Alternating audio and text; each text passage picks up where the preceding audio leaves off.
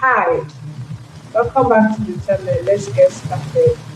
The neon lights of Seoul reflect off the puddles like shattered glass, but I only care about the shadows. Most people see a woman walking home and think easy target. They don't see the tactical weight of the umbrella in my hand, or the way I've already mapped every exit in this alley. The rain in Gangnam doesn't wash anything away. It just makes the filth slide more easily into the gutters. I keep my pace steady, the rhythm of my boots a deliberate heavy counterpoint to the erratic drumming of the storm. I'm a ghost in this city, a disgraced security consultant whose only sin was being too good at a job someone else wanted to fail. Now, I exist in the margins, navigating the neon-soaked labyrinth with the hyper-vigilance of a hunted animal. I turn the corner into a narrow stretch, the scent of wet asphalt and sour refuse hitting me instantly. That's when I hear it. Not the rain, but the sound of leather hitting flesh, and a low guttural laugh that makes my skin crawl. 3 of them. Street-level muscle, the kind who wear cheap tracksuits and carry even cheaper knives. They've cornered a man against a stack of rusted crates. He's slumped over, a tattered gray coat hanging off his frame like a shroud. A white cane lies snapped in 2 near his feet, and dark sunglasses hide his eyes, though his face is turned downward in a posture of utter defeat. Check his pockets again, the lead thug barks, his voice raspy from too many cigarettes. A beggar in this district has to be hiding something. Nobody sits in the rain for nothing. He kicks the man's ribs. The beggar doesn't cry out. He just shifts. A small pained sound caught in his throat. I don't think. I don't hesitate. I am a creature of muscle memory and tactical calculation. I step into the light of a flickering overhead sign, my grip tightening on the handle of my weighted umbrella. 3 against 1? I ask, my voice cutting through the rain like a blade. And he's blind. That's a new low, even for this alley. The leader turns, a sneer twisting his face. Keep walking, honey. This doesn't concern. He doesn't finish the sentence. I've already closed the distance. As he reaches for his waistband, I flick the release on my umbrella. It doesn't open. Instead, I use the reinforced tip to strike the nerve cluster in his forearm. The bone doesn't just snap, it shatters. Welcome back, my fierce hearts and midnight dreamers. Before we dive into the wreckage of this alley, make sure you're subscribed. Hit that like button and tell me where you're watching from. I love seeing our little dark romance family stretch across cities, countries, and time zones. Every click, every comment, and every bit of love you leave here helps us keep unraveling these dangerous love stories and high-stakes betrayals together. So find your quiet place, dim the lights, and get ready. Let's see what happens when a predator picks the wrong prey. Let's begin. The leader screams, clutching his dangling arm, but I've already pivoted. The second thug lunges with a switchblade. I don't give him the satisfaction of a struggle. I sweep the weighted canopy of my umbrella across his knees. The sound is a sickening crunch, the kind that means he'll never walk without a limp again. He hits the ground, howling as he slides through a oily puddle. The third one is smarter. He hesitates, eyes darting between his broken companions and the statuesque woman who just dismantled them in 5 seconds. He pulls a brass knuckle from his pocket, his knuckles white. Get out of here, I tell him, my voice flat, devoid of emotion, while you still have a jaw to eat with. He roars, swinging a wild, uncoordinated hook. I duck. The movement is fluid as oil on water. I drive the handle of the umbrella into his solar plexus, knocking the wind from his lungs, then follow up with a precise strike to the temple with the heavy ferrule. He drops like a sack of stones, unconscious before he hits the pavement. Silence returns to the alley, save for the heavy breathing of the 2 men groaning on the ground, and the relentless patter of the rain. I don't look at them. My eyes are fixed on the man in the tattered coat. I collapse my umbrella and slide it into the holster on my back. I approach him slowly, keeping my center of gravity low. Even as a beggar, there is something off about him. He isn't trembling. He isn't scrambling away in fear. He's just sitting there, his head tilted slightly as if he's listening to the heartbeat of the city itself. "Are you all right?" I ask, kneeling in the wet grime. The scent hits me then. It isn't the smell of a man who lives on the streets. Beneath the calculated layers of grime and cheap alcohol, there is a faint, sharp note of something expensive. Sandalwood? Cedar? It's the smell of power, tucked away behind a mask of poverty. I reach out, my fingers hovering near his shoulder to check for internal injuries. My training screams at me to be careful, but my instinct, something deeper and more primal, pulls me toward him. The moment my hand brushes his coat, the air between us seems to charge with static. It's a magnetic pull so fierce, it steals the breath from my lungs. He doesn't pull away. Instead, he slowly lifts his head. His dark glasses are slightly crooked from the scuffle, revealing a glimpse of eyes that don't look sightless at all. They look like twin abysses, dark and calculating, stripping away my defenses until I feel completely exposed. There is no weakness in his posture now. The way he sits, the way he breathes, it's the stillness of a predator who has been watching the entire show with bored amusement. He reaches up, his large, calloused hand wrapping around my wrist. His grip is iron, possessive, and warm despite the freezing rain, a shiver that has nothing to do with the cold races down my spine. He leans in, his face inches from mine. When he speaks, his voice isn't the raspy whine of a beggar. It's a rich, velvet baritone that vibrates deep in my chest, commanding and terrifyingly intimate. "You have the hands of a healer, but the eyes of a reaper," he murmurs, a slow, dangerous smile tugging at the corner of his lips. "I think I'll keep you, Queen Omari." The three bodies are still twitching in the oily sludge of the alley when the world shifts. I expect sirens. I expect the harsh glare of flashlights and the shouted commands of the Seoul Metropolitan Police. Instead, the shadows at the mouth of the alley seem to detach themselves from the brickwork. 6 men in tailored black suits materialize like smoke, their movements silent and synchronized. They don't spare a glance at the wreckage I've left behind.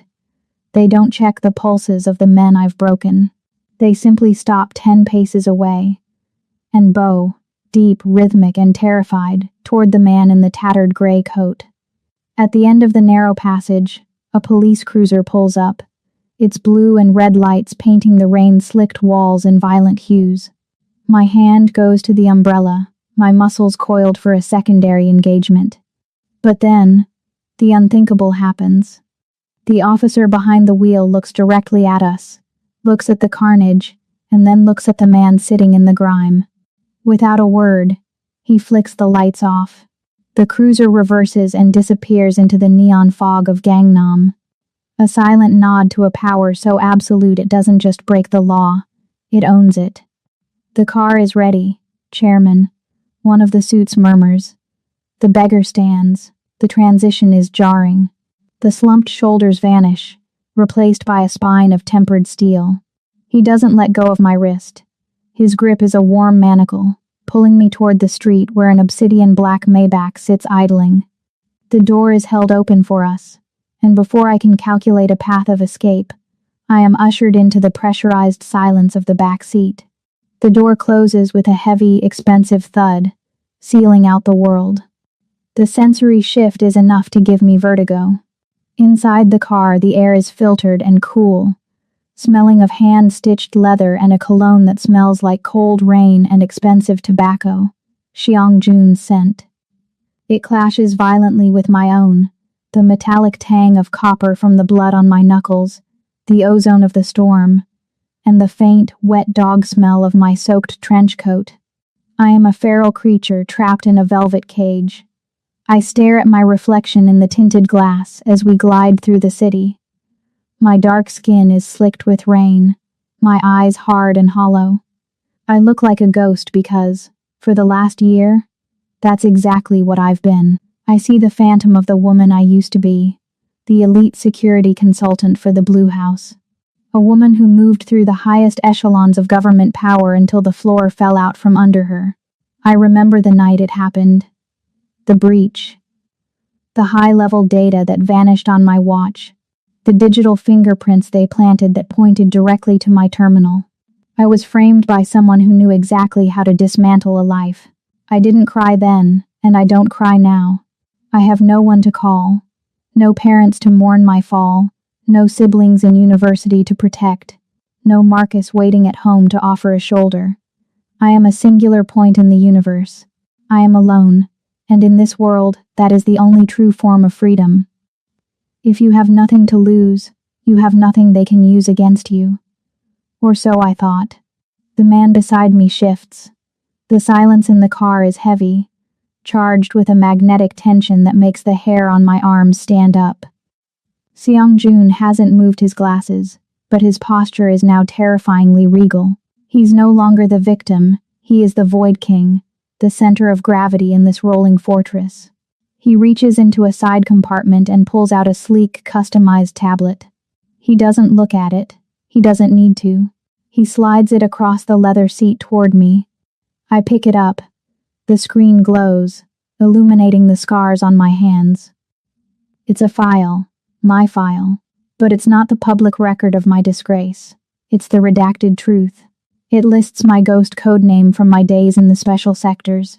It details the exact caliber of the umbrella I carry, and at the very bottom, it shows my current bank balance, 0.00 Korean won. You've been living in the crawl spaces of my city for 342 days. Queen Omari, he says. His voice is different now, no longer the baritone of the alley, but a cold, articulate rasp that feels like a physical weight on my chest. You've done an admirable job of staying invisible. But you forgot one thing. I am the darkness you've been hiding in. I turn to him, my pulse hammering against my ribs. Who are you? A man who appreciates utility, he says. He still hasn't looked at me, but I feel his focus. It's like a laser. The men you dismantled tonight were the vanguard for the Jang Syndicate. You didn't just win a street fight. You declared war on a family that prides itself on its memory. By tomorrow morning, your face will be burned into the retinas of every hitman from here to Busan. He finally turns his head toward me. The dark glasses stay on, but the power behind them is suffocating. He leans in closer, invading my space, his scent wrapping around me like a shroud. You think you saved a beggar, he whispers, his lips inches from my ear, but all you've done is forfeit your anonymity. You aren't being rescued, Queen. You are being acquired. You belong to the Yun Syndicate now, because the only thing more dangerous than the men hunting you is the man who just bought your life. He taps a command into the tablet, and my bank balance flickers. The zeros vanish, replaced by a number so large it makes my head swim. I don't want your money, I hiss, though my hand trembles slightly. It's not a gift. Seong-jun replies, leaning back into the shadows of the Maybach. It's a down payment. You're going to fix the holes in my empire, or you're going to die in the gutter where I found you. Choose quickly, Queen. We're almost home. I look out the window as the car turns into a massive, gated compound that looks more like a fortress than a residence. The gates swing open like the jaws of a beast, and I realize with a chilling clarity that the ride to hell has only just begun. The Maybach glides into the bowels of a structure that feels less like a penthouse and more like a tomb for the living. We ascend in a private elevator. The silence so thick I can hear the pressurized hiss of the hydraulics. When the doors slide open, I'm not greeted by the warmth of a home. I am greeted by the void. Seong-jun's fortress is a brutalist masterpiece of glass, obsidian and exposed steel. It sits atop the city like a predatory bird, but inside the lights are kept at a permanent, bruised twilight. There are no chandeliers, no welcoming glow, just the rhythmic pulse of server lights and the faint blue luminescence of recessed floor strips. It's a space designed for a man who doesn't need to see to dominate. I step out, my boots clicking against the polished stone. Immediately, my internal HUD, the one I spent a decade calibrating at the Blue House, starts pinging. My eyes dart to the corners of the ceiling, the joints of the walls, the glass partitions. Stop, I say, my voice echoing in the vast foyer. Seongjun pauses, his back to me. His head of security, a man named Kang with a face like a granite block and a suit that fits a little too tightly over his holster, wheels around. He glares at me with a pure, unadulterated venom. To him, I'm just a stray the boss picked up in the rain. Move, woman, Kang growls. The chairman doesn't have time for. You have a 3-degree blind spot on your thermal sensor in the northeast quadrant, I interrupt, my voice cold and clinical. I point toward the ceiling joint. Any operative with a thermal dampening suit can walk right through that door without triggering an alarm. Your elevator's biometric scan has a 0.4-second lag, long enough for a ghost loop to bypass the identity check. And that floor-to-ceiling glass? It's reinforced, sure, but the structural anchors are exposed at the base. One targeted ultrasonic pulse and this entire fortress becomes a wind tunnel. The silence that follows is deafening. Kang's face turns a mottled shade of purple. He opens his mouth to bark a denial, but Seongjun raises a single elegant hand. The gesture is small, but the authority behind it is absolute. Kang snaps his jaw shut, his eyes burning with a promise of future violence. Seongjun turns slightly. Even in the dim light, the silhouette of his broad shoulders is imposing. Fix them, he says simply. He leads me deeper into the penthouse, into an office that feels like the bridge of a ghost ship. There is no desk, no clutter of paper, just a massive floor-to-ceiling window that looks out over the rain-blurred neon of Seoul. The city looks small from here. Vulnerable. He turns to face me, his hands clasped behind his back. I've watched 3 security firms attempt to find those flaws, Queen. They failed. You found them in 30 seconds while soaking wet and being acquired. It confirms my investment. I'm not an investment, I snap, my grip tightening on the handle of my umbrella. And I don't work for criminals. You worked for the Blue House, he counters, his voice a low, dangerous purr. The only difference between a politician and a man like me is the quality of the suit and the honesty of the violence. He walks toward a holographic display that flickers to life in the center of the room. It's my file again, the one that branded me a traitor. I know who framed you, he says. The words hit me like a physical blow. I have the decrypted logs, the offshore account names, and the original data packet. I can delete every trace of your crime tonight. I can make it so Queen Omari never existed, or I can make it so she returns to the world with a record as white as fresh snow. I can give you your life back. I feel the breath hitch in my throat. Redemption. It's the one thing I thought was gone forever. No family to clear my name for, just the pride of the woman I see in the mirror. And the price? I ask, my voice barely a whisper. Simple, he says, stepping closer. You become my shadow. You rebuild my empire's security from the bedrock up. Every sensor, every guard, every digital pulse goes through you. You live here, in this penthouse, under my watch 24 hours a day. You belong to the void. I let out a harsh, jagged laugh. You don't want a consultant, Seongjun. You want a bird in a cage. My nickname isn't Ghost just because I'm hard to find. It's because everyone I get close to ends up dead or ruined. I'm bad luck. I'm a black widow without the web. You should let me go back to that alley. He doesn't flinch. Instead, he closes the final bit of distance between us. He is so close I can feel the heat radiating from his chest. The scent of sandalwood and danger thicken the air. He reaches up and slowly, deliberately, removes his dark glasses. I expect scarred tissue or clouded pupils. I don't find them. Instead, I am staring into eyes that are sharp, piercing, and a terrifying shade of obsidian. They aren't the eyes of a blind man. They are the eyes of a man who has mastered the art of seeing through the dark. They are filled with an intensity that borders on obsession. I am the void, queen, he murmurs, his breath warm against my cheek.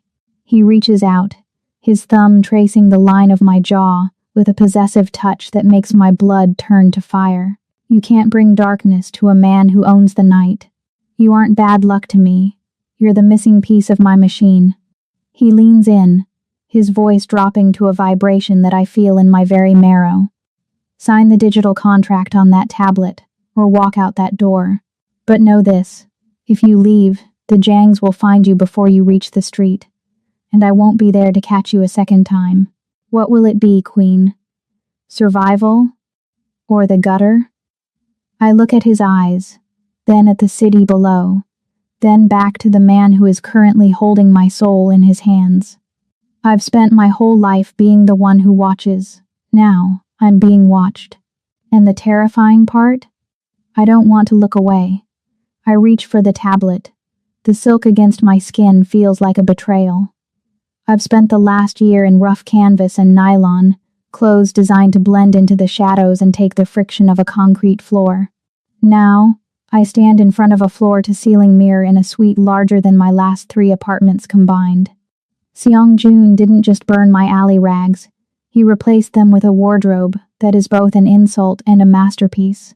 Sleek blazers with reinforced shoulders, charcoal gray silk shirts that move like water, and trousers tailored so perfectly they feel like a second skin. I reach for a long, structured trench coat and slide my hand into the interior lining. My breath hitches. There, hidden in the seam, is a specialized magnetic sheath designed perfectly for the dimensions of my tactical umbrella. He isn't dressing me to be a trophy. He isn't trying to turn a soldier into a doll. He's dressing me as his general, arming me in high-fashion camouflage so I can walk beside him in the light without losing my edge. The first meal in the Void Fortress is a lesson in psychological warfare. We sit at an immense slab of black marble that serves as a dining table. The food is exquisite, a parade of delicate Korean dishes that I'm sure cost more than a month's worth of my previous security gigs. But the atmosphere is starving for air. I eat like a soldier. My movements are efficient, my eyes never leaving the perimeter of the room, my fork a tool rather than an instrument of pleasure. Across from me, Seong-joon is a study in predatory stillness. He doesn't eat much. Instead, he watches me. He has replaced his dark glasses with a pair of light-filtering lenses that still hide the direction of his gaze, but I can feel the weight of it. It's a physical heat that makes my skin burn beneath the silk. It's the look of a man who isn't just observing a guest, but a man who is cataloging every breath I take. "The silk suits you, Queen," he says, his voice a low vibration that seems to travel through the marble table and into my bones. "It's quiet. Like you." "I prefer the sound of Kevlar," I reply, setting my chopsticks down with a sharp clack. In this house, silence is the only armor that matters. By 3 a.m., the silence he prizes so much is the very thing keeping me awake. The bed in my suite is too soft, a cloud that feels like it's trying to swallow me whole. My brain is still wired for the street, for the sound of a footstep on a fire escape, or the click of a safety being disengaged. I get up, sliding into one of the new silk robes, and begin a silent sweep of the penthouse. It's a ghost habit I can't break. I map the hallways, testing the pressure-sensitive floor tiles and checking the refresh rates of the hidden cameras. I move like a shadow, my bare feet making no sound on the cold marble. I reach the east wing, a section of the house that felt cordoned off during the tour. A faint, golden light spills from beneath a heavy oak door. I shouldn't enter. My contract says I am here for security, not to pry. But my instincts tell me that a hidden light in a house of darkness is a vulnerability. I push the door open an inch. It's a sunroom filled with plush rugs and shelves of silent toys. In the center of the room, sitting on a pile of cushions, is a small girl. She looks like a miniature, softer version of Seong-joon. This is Suri. I'd seen her name in the encrypted files, his younger sister. the only survivor of the hit that took their parents. The files said she was a total mute. Trauma-induced. She doesn't see me at first. She's staring at a complicated wooden puzzle, her small fingers trembling as she tries to force a piece into place. She looks frustrated, her lower lip wobbling, but not a single sound escapes her. I should walk away. I should go back to my cold silk bed. But I see the way she's holding that puzzle piece. The same way I used to hold my first tactical manual, desperate for a world that made sense. I step into the room. She freezes, her eyes widening. I don't speak. Words are just noise to a heart that's been shattered by them. Instead, I sit on the floor 6 feet away from her. I reach into the pocket of my robe and pull out a deck of high-gloss playing cards I'd swiped from the lounge. Using my ghost sleight of hand, skills I usually use to plant trackers or lift key cards, I begin a silent performance. I make the ace of spades vanish and reappear behind her ear. I weave the cards through my fingers in a complex rhythmic waterfall that creates a hypnotic clicking sound in the quiet room. Suri leans forward, her eyes locked on my hands. I do a rapid-fire shadow play against the wall with my other hand, making the silhouette of a bird that seems to fly across the cards. Then, I intentionally fumble a card, letting it bounce off my nose. The sound is tiny. It's rusty, like a gate that hasn't been opened in a decade. But it's there. A giggle. A genuine, high-pitched ripple of amusement that cuts through the stagnant air of the fortress. I look at her and offer a small, real smile. She reaches out, touching the card on the floor, and for the first time, the void feels a little less empty. 3 floors away, in a room bathed only in the flickering blue light of 100 monitors, Seongjun stands perfectly still. He is watching the high-definition feed of the sunroom. He sees the woman he hired as a cold-blooded reaper sitting on a rug, performing card tricks for a broken child. The audio sensors pick up the giggle, amplifying it until it fills the surveillance room. Seongjun's hand trembles as he reaches out to touch the screen, his fingers tracing the outline of Queen's face. He didn't just hire a security consultant to fix his walls. He realizes, with a surge of something that feels dangerously like hope, that he has brought a heart into a house of stone. And he has no intention of ever letting it leave. The thunder doesn't just rumble, it strikes. Each clap sounds like a localized explosion against the glass walls of the penthouse, a violent percussion that echoes the night my life ended at the Blue House. The typhoon has turned Seoul into a drowning city, the wind howling through the brutalist architecture of the fortress like a wounded beast. I'm not a woman who cowers. I don't hide under covers. But tonight, my ghost composure is fraying at the edges. I'm pacing the length of my suite, the silk of my robe clinging to my skin, slicked by a cold sweat that has nothing to do with the temperature.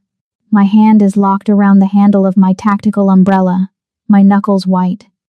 Every flash of lightning that illuminates the room feels like a breach. Every roar of thunder is a flashbang going off in my memory. I need space. I need to see the threat. I move toward the main terrace, my feet silent on the marble. The penthouse is a cavern of shadows, the only light coming from the jagged veins of electricity splitting the sky outside. I stop at the edge of the kitchen, the floor-to-ceiling glass vibrating with the force of the storm. He's already there. Seongjun is a silhouette against the chaos of the sky. He's standing by the window, a glass of amber whiskey in his hand. He isn't wearing his suit jacket or his glasses.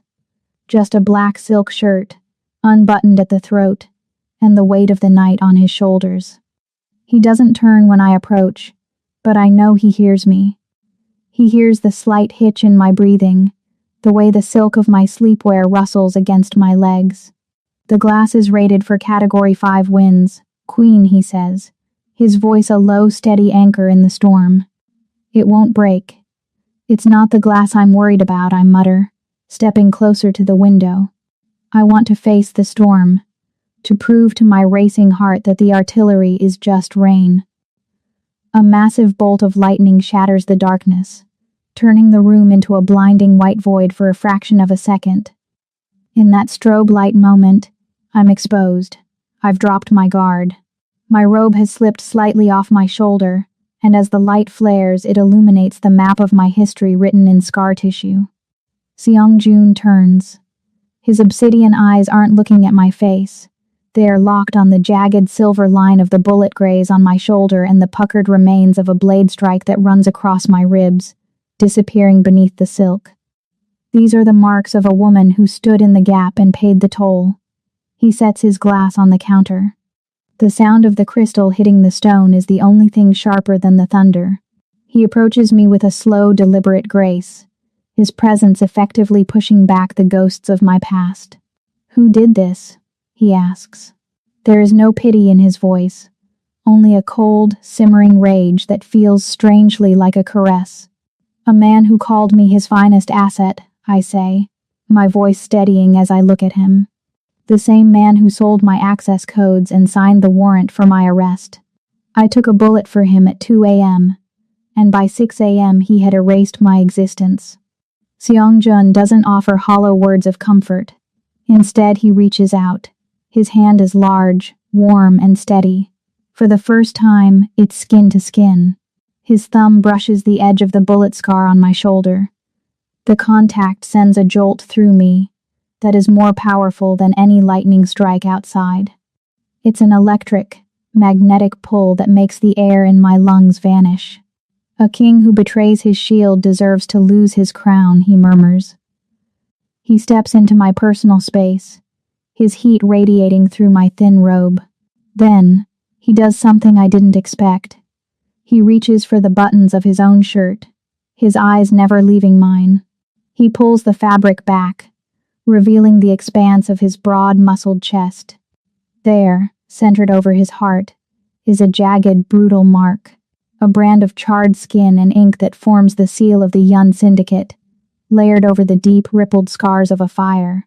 "The fire that took my family didn't just burn my skin," he says, his voice dropping to a rasp that vibrates in my chest.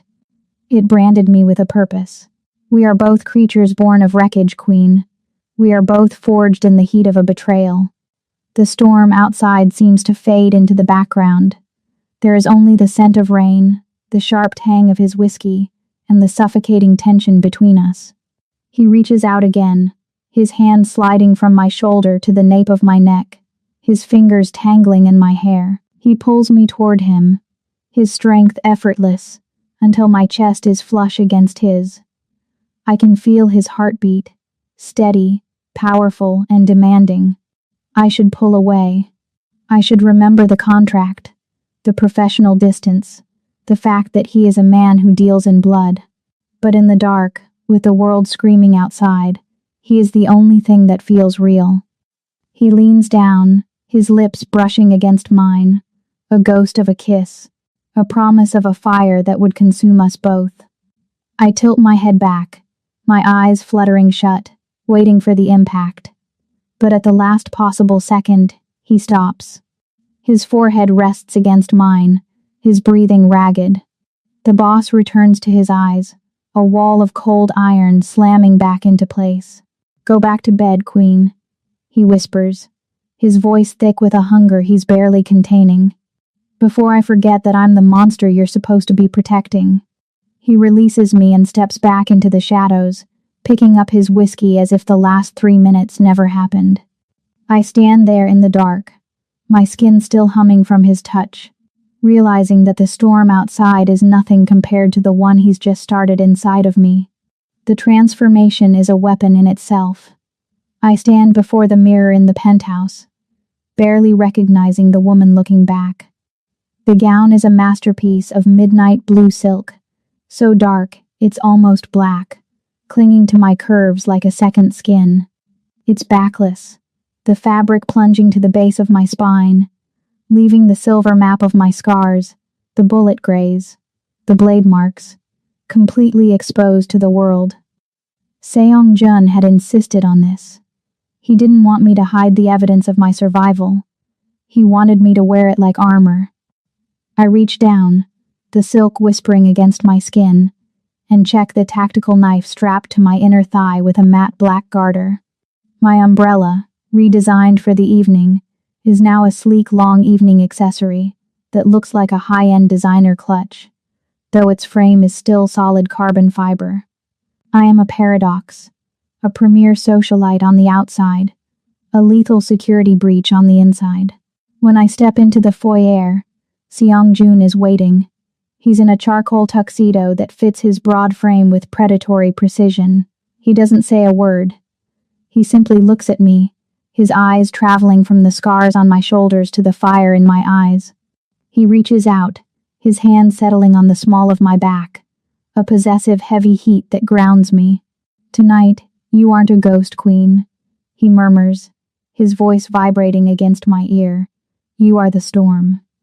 The Seoul Midnight Gala is held in a ballroom that smells of vintage champagne and old rotting secrets. As the doors swing open and we are announced, the cacophony of the elite drops into a vacuum of stunned silence. The paparazzi's flashes are like rhythmic lightning, catching the contrast of my dark skin against the midnight silk and the terrifyingly regal stature of the man beside me. I don't walk like a debutante. I walk with the measured, predatory gait of a woman who has already mapped the exits and identified the 3 men in the room carrying concealed firearms.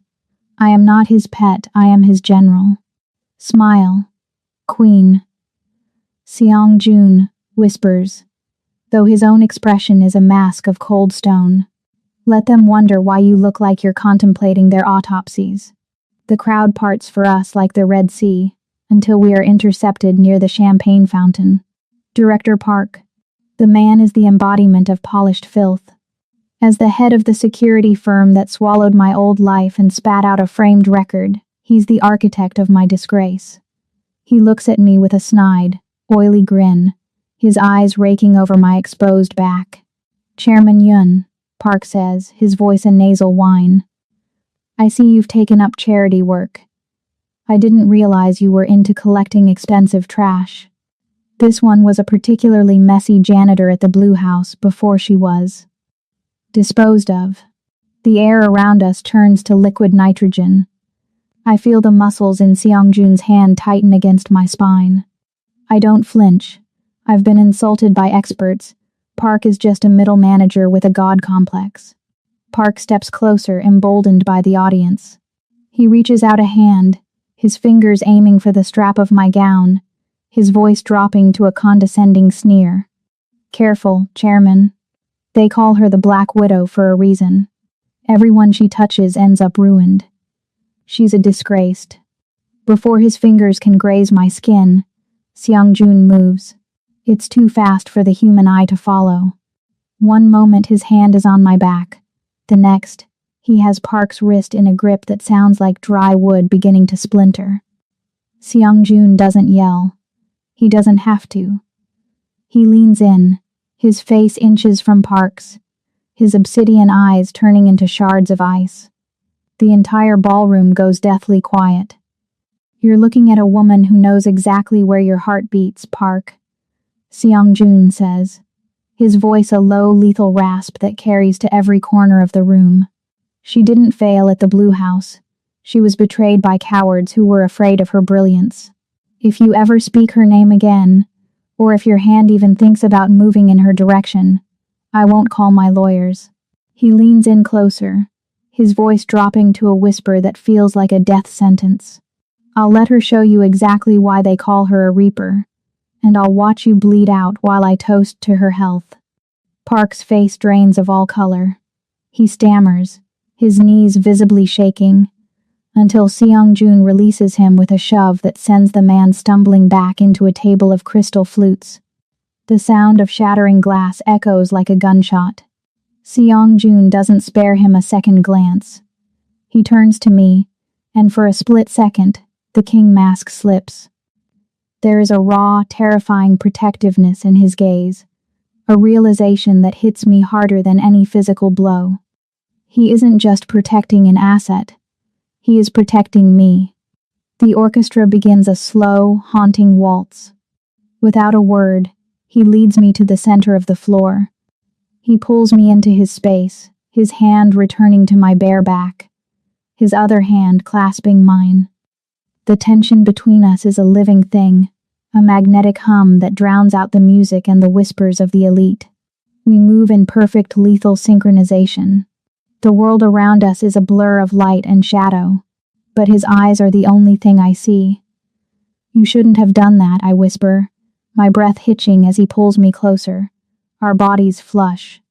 You've made an enemy of him. He was an enemy the moment he laid eyes on you, Seong-jun replies, his thumb tracing the edge of the scar on my shoulder. Let the world watch, Queen. Let them see what happens when the void decides to keep something. As we spin in the dim light, the scent of his cologne and the heat of his body wrap around me, and I realize with a chilling thrill that I am no longer just his shadow.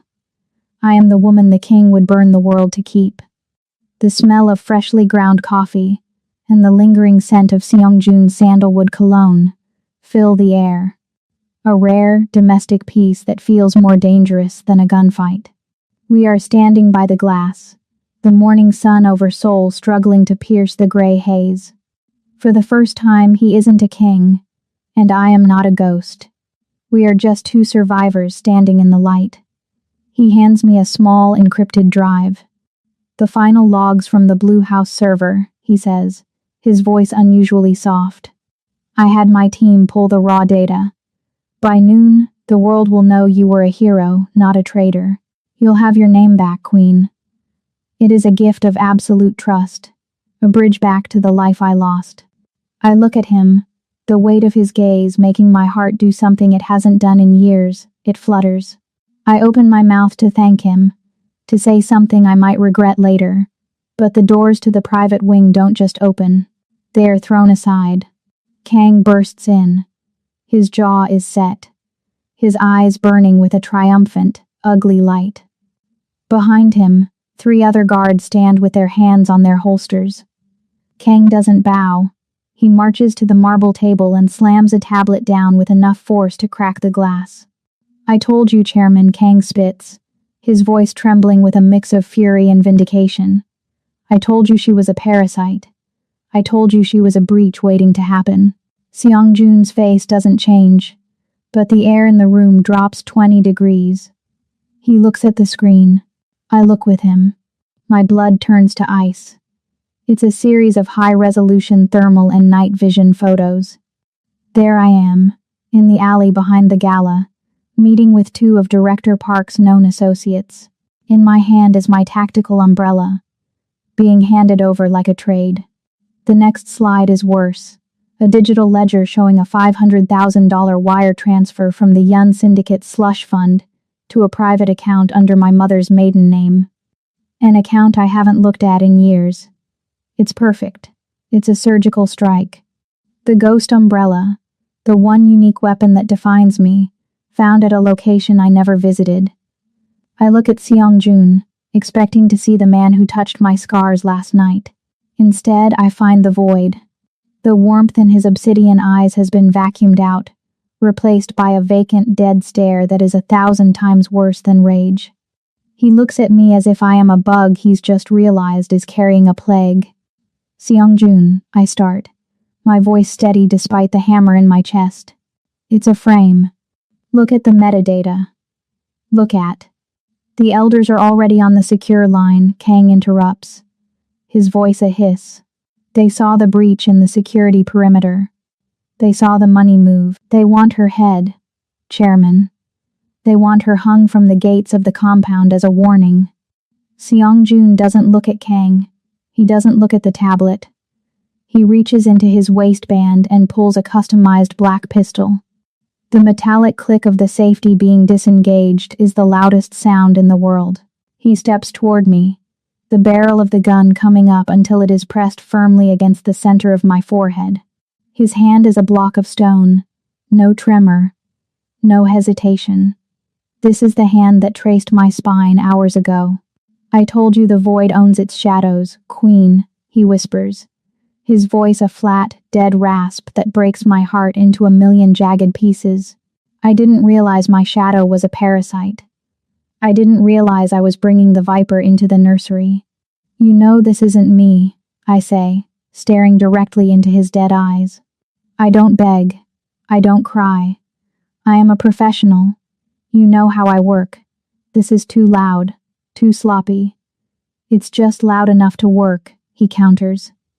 He leans in, the cold steel of the barrel biting into my skin. The elders want a death, Queen. They want blood for the betrayal. The silence in the room stretches, thin and agonizing. I wait for the trigger pull. I expect the darkness.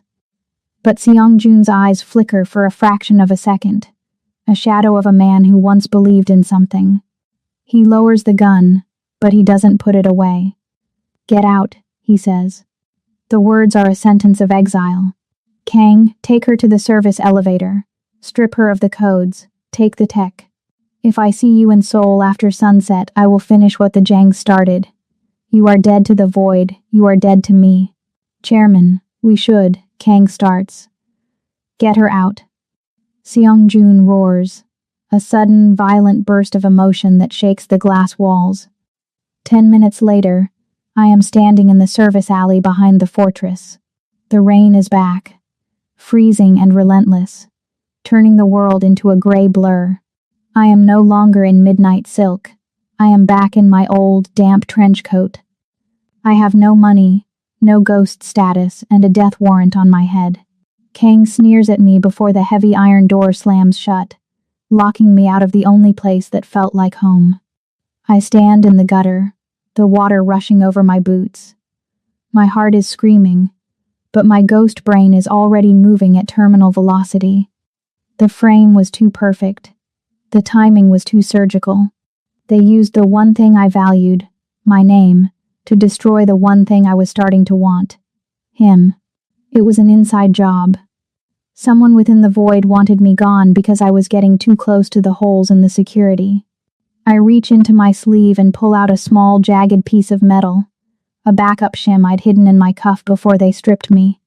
I don't run for the airport. I don't hide in the shadows. I am a reaper. And if the void wants a ghost, I'm going to give them a haunting they'll never forget.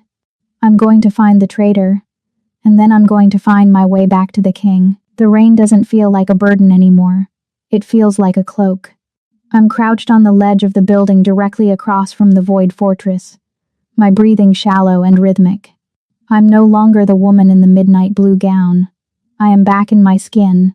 I wear matte black tactical cargo pants, a reinforced combat vest, and my heavy boots. My tactical umbrella is locked into the magnetic harness on my back, and a secondary combat knife is sheathed at my hip. Through the sniper scope, I watch the penthouse. The holes I warned Seong-jun about are being exploited one by one.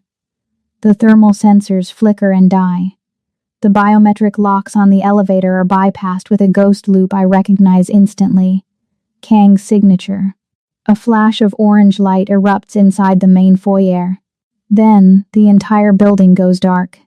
Total blackout. To anyone else, this is a death trap.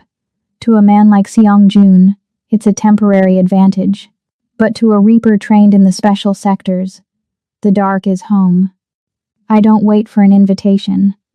I secure the high-tension cable to the roof's anchor point, aim the launcher, and fire. The line bites into the stone of the penthouse terrace, the same terrace where he told me I was dead to the void. I step off the ledge. The zip line is a silent stomach-churning rush through the freezing wind. I disconnect a split second before impact, rolling across the rain-slicked marble of the terrace and coming up in a low crouch. The glass door I'd flagged for its structural weakness is already shattered. The scent of cordite and copper hits me the moment I cross the threshold. The penthouse is a tomb. The only light comes from the distant, hazy glow of the city below, casting long, skeletal shadows across the foyer. I hear them before I see them, the Jang Syndicate mercenaries. They're shouting, fumbling with flashlights, their boots heavy and clumsy on the stone. They are intruders in a world they don't understand. I move like a wraith. I don't use a gun. Muzzle flashes are just targets in the dark. I unsheath my umbrella, the weighted handle a familiar extension of my arm. The first mercenary appears from the kitchen, his flashlight beam swinging wildly. I'm beneath his line of sight before the light hits me. I drive the reinforced tip of the umbrella into his throat, then pivot, using his falling body as a shield as his partner turns the corner. I flick the umbrella's release, not to open the canopy, but to fire the high-pressure CO2 canister built into the frame. The blast of freezing air and blunt force hits the second man in the chest, throwing him back against the marble counter with a bone-deep thud. 2 down. 6 to go. I move through the halls, clearing the path to the main office. My movements are silent, lethal, and efficient. I don't feel pity. I don't feel fear. I only feel the cold, calculated rhythm of the hunt. I am the ghost they tried to erase, and I am haunting every shadow they pass. I reach the heavy oak doors of the void office. They're slightly ajar. Inside, the betrayal has reached its climax. Seong-jun is slumped against the floor-to-ceiling window, his hand pressed against a dark, spreading stain on his shoulder. His breathing is labored, his face pale in the moonlight. Behind him, Suri is curled into a ball, her small hands over her ears, her eyes wide with a terror that has no voice. Kang is standing over them. He's discarded the mask of the loyal soldier. He holds a suppressed pistol aimed directly at Seong-jun's head, a jagged, triumphant sneer twisting his features. "You were always too soft, Chairman," Kang gloats, his voice echoing in the silent room. "Bringing in a foreign stray, letting your sister's silence dictate the pace of the syndicate. The Jangs offered me a seat at the table. All I had to do was clear the holes you were so worried about." Kang thumbed the hammer of his gun. "Goodbye, Seong-jun. The void belongs to me now." I don't shout a warning. I don't give him the chance to be a hero. I roll a smoke grenade through the gap in the door. It hisses, unleashing a thick, acrid cloud of gray haze that fills the room in seconds. Kang coughs, his aim wavering as he tries to find his target in the soup. I emerge from the smoke like a nightmare. I don't use the umbrella this time. I use the combat knife. In one fluid motion, I strike the nerve in Kang's wrist, sending his gun clattering across the floor. Before he can scream, I've spun him around, the blade of my knife pressed hard against his carotid artery. "You missed a hole, Kang," I whisper into his ear, my voice a cold promise of death. I shove him away, a roundhouse kick to his temple, sending him crashing into the marble table he used to prove my betrayal. He hits the floor and doesn't move. The smoke begins to clear. Seong-jun looks up, his eyes unfocused, blood matting his hair. He blinks, staring at the tactical shadow standing over him. He looks shocked, half-conscious, and for the first time, utterly vulnerable. "I told you," he gasps, his voice a ragged shadow of its former power. "I told you to leave, Soul Queen." I don't look at him. I'm already reloading the CO2 canister in my umbrella, my eyes fixed on the hallway where the sound of more boots is approaching. I stand in front of him and Suri, a singular, unbreakable shield. "I don't take orders from men who can't keep their own house in order," I reply, my voice flat and focused. "You still owe me for the security consultation, Seong-jun. I'm here to collect." I can feel his gaze on my back, a mix of disbelief, agony, and a burgeoning fierce pride. He realizes then that I didn't come back for the money, or the name, or the contract. I came back for him. "Stay down," I command as the first of the remaining mercenaries rounds the corner. The Reaper is working. The roar of the wind on the helipad is a physical wall of sound, a chaotic symphony of the storm that drowns out everything but the frantic thrumming of my own heart. The rain is lashing down in sheets, turning the world into a gray, blurred nightmare. Director Park is backed against the edge of the roof, his expensive tuxedo ruined, his eyes wide with a manic, cornered desperation. He's holding Suri in front of him, his arm locked around her throat, a silver-plated pistol pressed hard against her temple. Behind me, near the terrace doors, Seong-jun is on his knees. He's used his belt as a makeshift tourniquet for his shoulder, his face a ghostly mask of agony. He's reaching out, his fingers clawing at the wet concrete, but he's too weak to bridge the distance. The Void King is reduced to a helpless witness to his own destruction. Stay back. Park screams, his voice cracking as it's whipped away by the gale. I'll do it, Queen. I'll take her over the edge. I'll take the king's heart and leave him with nothing but the cold. He looks at me, his lip curling in a sneer. Look at you, the loyal dog. He aimed a gun at your skull 24 hours ago, and here you are, bleeding for him. You're not a reaper. You're a masochist. I don't answer. I am in the void now, not his, but mine. My ghost training has taken over, a cold, analytical overlay that filters out the noise. I'm calculating the wind shear from the north, the slickness of the helipad, and the exact 3-inch window of exposure between Park's shoulder and Suri's head. I have one shot. One ghost trick involving the spring-loaded mechanism of my umbrella, a high-velocity launch of the weighted carbon fiber ferrule. I've never perfected it. If I'm off by a fraction of a degree, I kill the child myself. You're nothing. Park shrieks, his finger tightening on the trigger. You're a disgraced janitor. A nobody. I see it then. Not in Park's eyes, but in Suri's. She isn't looking at the gun, she's looking at me. She sees the scars I don't hide anymore. She sees the woman who performed card tricks in the dark. She sees a fighter. And then, the miracle happens.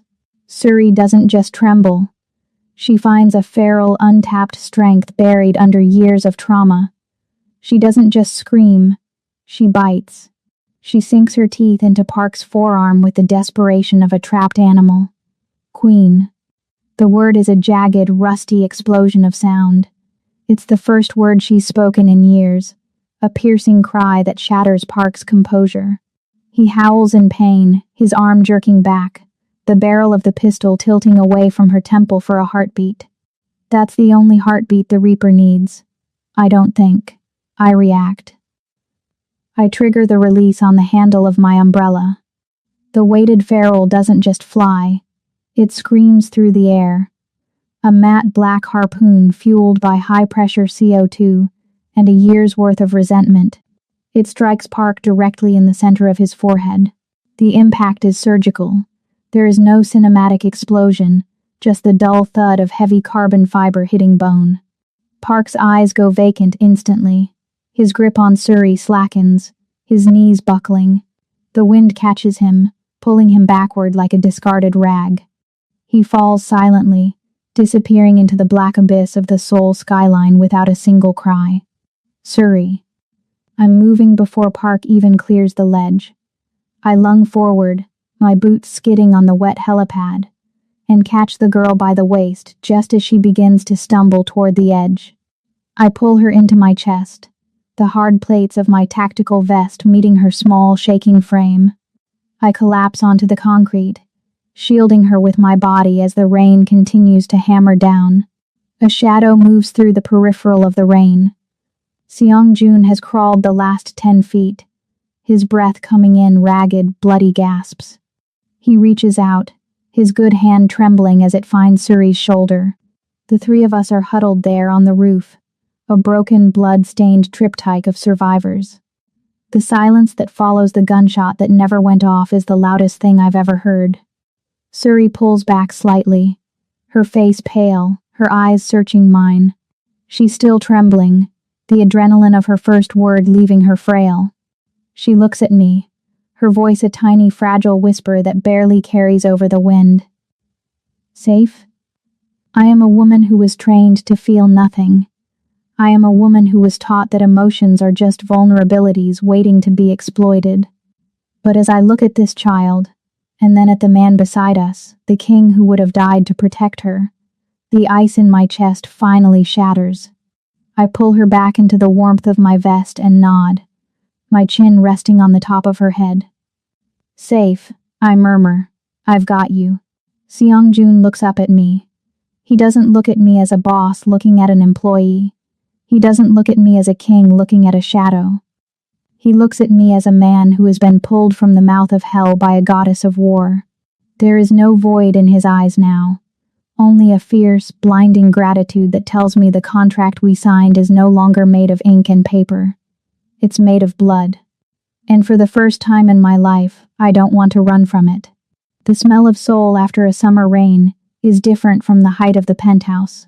It's cleaner, sharper, a scent of ozone and expensive possibilities. 6 months ago, this fortress was a tomb of glass and steel. Today, it breathes. The lights are no longer dimmed to hide a monster. They are bright enough to illuminate a kingdom. Across the room, Suri sits on a plush rug, her voice a steady, confident stream as she explains the mechanics of a complex card flourish to her tutor. She's no longer the silent ghost of the East Wing. She is my shadow, learning that a woman's voice can be just as tactical as a blade. The piece is interrupted by the low, grating voice of a sub-boss from the Gyeonggi territories. He's a man who smells of cheap ambition and hasn't yet learned that the world shifted while he was hiding in the suburbs. He's standing in the center of the living room, leaning a little too close to me, his eyes dismissive. I understand the syndicate is under new management, he sneers, his gaze flicking toward the bedroom doors. But I'd rather discuss my tribute with the chairman, not his decorative help. Surely, a woman of your background understands that some things are too heavy for a mistress to carry. Seong-jun, sitting in his obsidian chair with a glass of neat whiskey, doesn't move. He doesn't growl. He simply leans back, a dangerous, knowing smirk tugging at the corner of his mouth. He's not going to save me. He's going to enjoy the show. I don't raise my voice. I step into the man's personal space, the tip of my new, gold-inlaid tactical umbrella resting precisely on the bridge of his shoe. In 30 seconds, I say, my voice a calm, lethal velvet, I can dismantle your entire logistics network, leak your offshore accounts to the tax authorities, and show you exactly why janitors are the most dangerous people in the building. They know where all the trash is hidden. I give the umbrella a subtle twist, and the faint click of the concealed blade mechanism makes his face turn the color of ash. I am the security chief of this city. You will address me as such, or you will leave through the window. He doesn't wait for a third option. He stammers a frantic apology and flees, his boots scrambling on the marble. Seong-jun sets his glass down and stands, closing the distance between us in 3 long predatory strides. He pulls me into his space, his hands finding the small of my back, the place where the scars used to be my only identity. You're getting terrifying, Queen, he murmurs, his eyes dark with a heat that has nothing to do with business. He doesn't pull out a velvet box. He reaches into his pocket and produces a heavy, solid platinum band. It's not a delicate ring. It's a seal. The Yun Syndicate's void emblem is fused perfectly with a stylized ghost orchid, my emblem. You saved my heart, Queen, he says, sliding the ring onto my finger. It's heavy, permanent, and possessive. Now, help me rule the dark.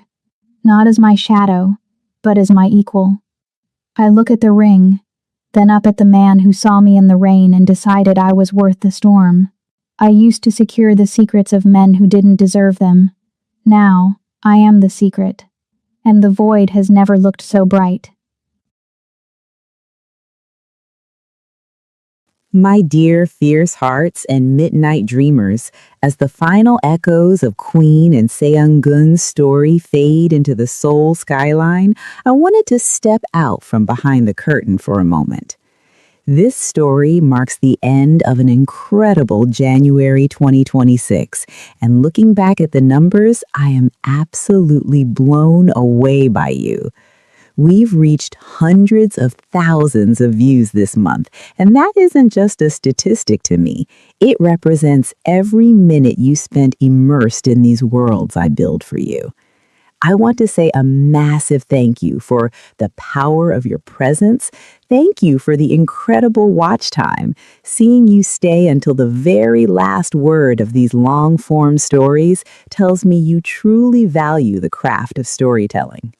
the engagement. To every person who hit the like button, you are the reason these stories find new ears. To everyone who commented, sharing your theories and your favorite badass moments, reading your thoughts is the highlight of my day. Growing the Syndicate. A special thank you to those who shared our stories with your friends, family, and associates. Because of your recommendations, our dark romance family has grown by thousands of new subscribers this month alone. Your loyalty. Whether you've been here since the first video or joined us during today's premiere, thank you for choosing this channel as your escape. We are just getting started. February is around the corner, and I have even darker secrets, higher stakes, and more legendary romances waiting in the shadows. Until the next story begins, keep your hearts fierce, your minds sharp, and your lights dimmed. I'll see you in the next one. Listening from UK, thank you for sharing your amazing story.